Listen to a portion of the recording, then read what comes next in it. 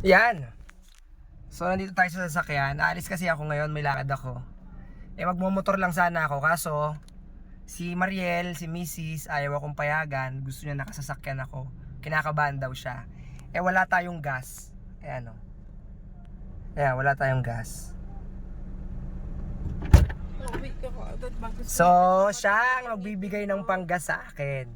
Ayan, yan. Siya magbibigay ng panggas. Siya gusto magkaroon ng magsasakyan ako. Ayan, ayan.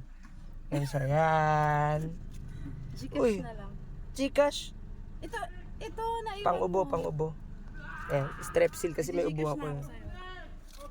Baka may pera ka dyan. Gcash muna kahit may pera ako. 500 lang yun ha. 500 eh. Magkano na gas ngayon? Motor na lang kasi ako. Ayan.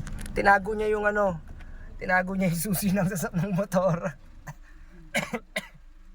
Kasi may ubo ka. Baka Bawal magmotor pag may ubo? Bawal? pawisan sa jacket. Ganun. Dapat naka-aircon. Ayan o. Wala tayong gas. Oh, ayan.